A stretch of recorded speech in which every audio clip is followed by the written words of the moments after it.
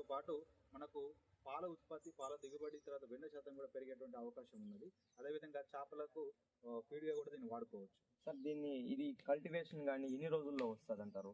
జనరల్గా దీన్ని మనం చూసినట్లయితే రైతు సోదరులకు ముఖ్యంగా ఈ అజొల్లా అనేది తక్కువ ఖర్చుతోటి మనము రైతు పద్ధతిలో చేసుకోవచ్చు. ముఖ్యంగా దీన్ని చూసినట్లయితే మనకు ఏదైనా ఒక నీడ అనేది దీనికి కంపల్సరీ నీడ ఉంటుంది. 50% షేడ్ అనేది ఇంపార్టెంట్, నీడ అనేది ఉండాలి. దీన్ని 3-4 రకాల పద్ధతులు చేసుకోవచ్చు. ఇలాంటి సిమెంట్ రింగ్స్ తీసుకోవాలి మనం, ఇలాంటి సిమెంట్ రింగ్స్ తీసుకోవాలి. లేదంటే ఆ విధంగా ఇటుకలతో తయారు చేసినటువంటి 2 నుంచి 3 మీటర్ల పొడవు, 1 మీటర్ వెడల్పుతోటి తొట్టిల్లాగా తయారు చేసుకోవాలి. లేదంటే ఆ విధంగా మనకు సిమెంట్ రింగ్స్ ఉన్నటువంటి మీద మనకి ఏదైతే నిల్వ ఉండే విధంగా ఈ విధంగా వివిధ రకాలుగా తక్కువ పద్ధతిలో తక్కువ ఖర్చుతోటి మనం రైతు సోదరులంతా కూడా దీన్ని తయారు చేసుకోవచ్చు. ముఖ్యంగా చూసినట్లయితే వాటర్ పోకుండా సిమెంట్ రింగ్స్ లోపల టార్పాలిన్ షీట్ అనేది వేయడం జరిగింది.